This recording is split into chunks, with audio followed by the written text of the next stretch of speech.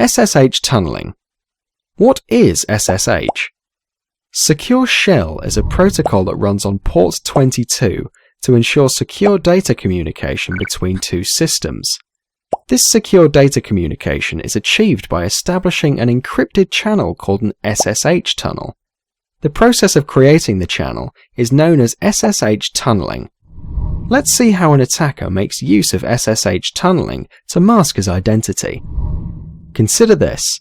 An attacker is trying to access a server called whatismyip from his browser. When a request is initiated from the browser, the traffic is directed to port 80 and uses the gateway IP of the system or the network to reach the destination server, whatismyip. When the whatismyip server receives the request, it enumerates the source IP as the attacker's IP. In order to route the browser's traffic via a remote server using SSH Tunnelling, the attacker creates an account on a remote server which renders shell services. Once an account is created, then with two simple steps, an SSH tunnel can be established between the attacker's browser and the remote server by configuring the browser and a shell client application, for example, PuTTY. Step 1. Rerouting browser traffic. The normal browser traffic routed via the gateway should be rerouted via a proxy server. This can be done by configuring the browser by choosing the option Use Proxy Server for your LAN to use SOCKS proxy.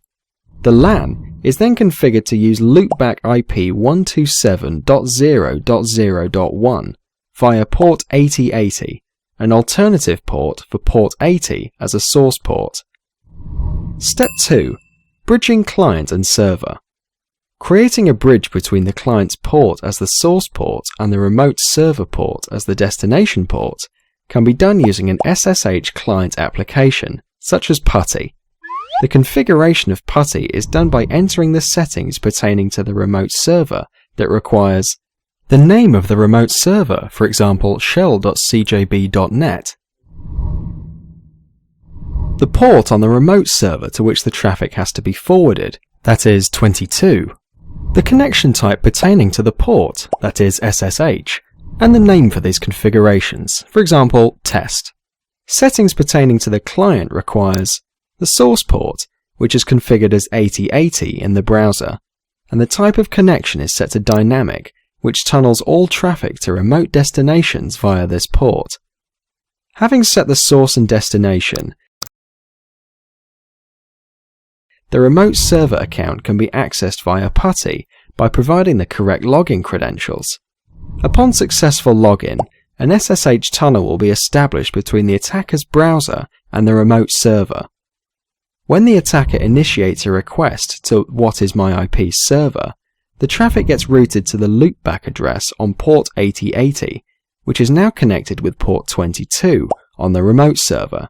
When the whatismyip server receives the request, it enumerates the source IP as the proxy's IP instead of the attacker's IP. This is how an attacker masks his identity using SSH tunneling.